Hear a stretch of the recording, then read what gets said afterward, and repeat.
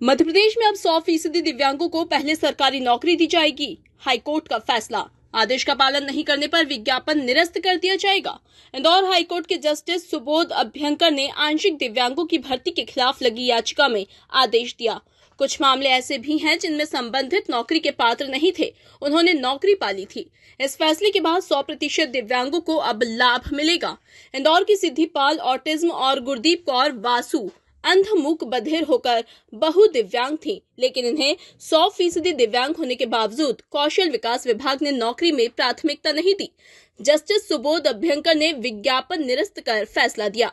याचिकाकर्ता आनंद service society मूक बधिर बहु दिव्यांगजन संस्था के सचिव ज्ञानेंद्र पुरोहित ने जानकारी दी। एक्चुअल में माननीय उच्च न्यायालय इंदौर खंडपीठ के द्वारा आदेश पारित किया गया है। जो ज़्यादा दिव्यांग हैं उनको पहले नौकरी में प्राथमिकता मिलना चाहिए। मैं इसकी पृष्ठभूमि में आपको बताना चाहूँगा कि वर्ष 2018 में माननीय मुख्यमंत्री जब तत्कालीन शिवराज सिंह चौहान जी थे, तब पूरे प्रदेश के दिव्यांगजनों ने एक मांग उठाई थी कि जो 100% दिव्यांग है वो हर बार नियुक्ति के समय आउट हो जाते हैं, और जो आंशिक दिव्यांग होते हैं वो कई लोग फर्जी सर्टिफिकेट बना के भी सामने आ जाते हैं और उनकी नौकरी लग जाती है। जो 100% ब्लाइंड है, मूक बधिर है, बहु दिव्यांग है, वो बाहर हो जाते हैं। तो माननीय मुख्यमंत्री शिवराज सिंह चौहान जी के आदेश पर मध्य प्रदेश शासन के सामान्य प्रशासन विभाग के द्वारा 3 जुलाई 2018 को यह सर्कुलर निकाला गया था, जिसमें इस बात का मेंशन किया गया था कि जिसकी ज़्यादा दिव्यांगता होगी पहले उसको नौकरी में प्राथमिकता मिलेगी। और इसके बाद अभी माननीय उच्च न्यायालय जबलपुर खंडपीठ के आदेश के बाद पूरे प्रदेश में 5,000 से ज़्यादा दिव्यांगजनों की भर्ती अभियान चल रहा है। और इस भर्ती में प्राय देखने में आ रहा था कि एकेडमिक मेरिट को प्राथमिकता दी जा रही थी।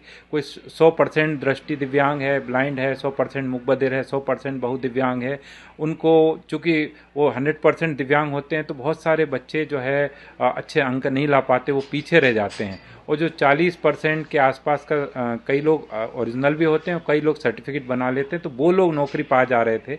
और वो सामान्य प्रशासन विभाग और जो एक परिपत्र है सामान्य प्रशासन विभाग की, जो मूल भावना है दिव्यांग आरक्षण की, उसका हनन हो रहा था। इसी को लेकर माननीय उच्च न्यायालय में जो सिद्धिपाल जो मूक बधिर के साथ ऑटिज्म है, जिसको बहु दिव्यांग है, और इसी तरह से गुरदीप कौर वासु है जो मूक बधिर के साथ दृष्टि दिव्यांग है, वो टेक्टाइल साइनिंग मेथड से बात करती है, पढ़ती है, उसको बहुत दिक्कत हो रही थी। और वो जब हमने ये केस लगाया, इसी तरह से एक शहजाद अली जावरा नगर पालिका में और कन्नौज में सूफिया बेगम जो मूक बधिर है, 100% मूक बधिर हैं, ये लोग सब आउट हो गए थे। और जो आंशिक दिव्यांग हैं उनका सिलेक्शन हो गया था, चयन हो रहा था। तो हमने माननीय उच्च न्यायालय में ये याचिका जब प्रस्तुत की और जो परिपत्र बताया, कर्नाटक हाईकोर्ट का भी एक जजमेंट है जो ये कहता है कि जो ज़्यादा दिव्यांग है उसको पहले प्राथमिकता देनी चाहिए। और माननीय उच्च न्यायालय इंदौर खंडपीठ ने एक बड़ा ऐतिहासिक जजमेंट दिया है, जो पूरे भारतवर्ष में जो 100% जो ब्लाइंड होते हैं, मूक बधिर होते हैं, उन लोगों को फ़ायदा देगा।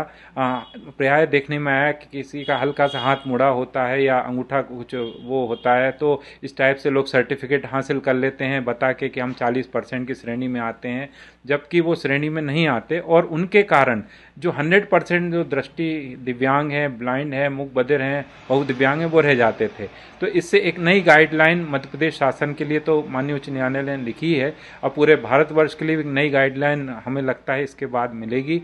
और जैसे कौशल विकास विभाग इंदौर, संयुक्त संचालक कार्यालय, नगर पालिका कन्नौज, नगर पालिका देवास, कन्नौज जिला देवास, और जावरा नगर पालिका जो जिला रतलाम में आती है, उनका विज्ञापन निरस्त कर दिया माननीय उच्च न्यायालय ने।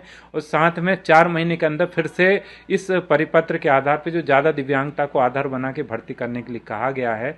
और हम लोग अन्य विभागों को भी जैसे नगर निगम है और भी, जहाँ उज्जैन में, इंदौर में, भोपाल में और भी जगह भी भर्तियाँ पाइपलाइन में हैं जिनका भी रिक्रूटमेंट चल रहे हैं, उनसे निवेदन कर रहे हैं कि इस हाई कोर्ट के इस आदेश के परिपालन में वहाँ पे भी, क्योंकि सेम ये और भी जगह यही चीज़ें दिक्कतें हो रही हैं, हम निवेदन कर रहे हैं। तो मुझे पूरी संभावना है कि अब पूरे प्रदेश में जो 100% मूक बधिर, ब्लाइंड और दिव्यांग हैं, बहु दिव्यांग हैं, उनको लाभ मिलने की संभावना बढ़ गई है।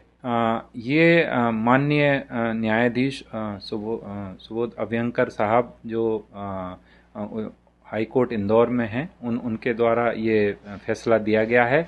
और शन्नो सुगप्ता खान जो वकील थी हमारी, और मैं भी आनंद सोसाइटी जो हमारी दिव्यांग बच्चों की संस्था मूक बधिर बहु दिव्यांग के लिए काम करती है, मैं भी उनके साथ हम लोगों ने याचिका प्रस्तुत करवाई थी, हम खड़े हुए थे और माननीय उच्च न्यायालय से निवेदन किया था, उसके बाद ये निर्णय आया है।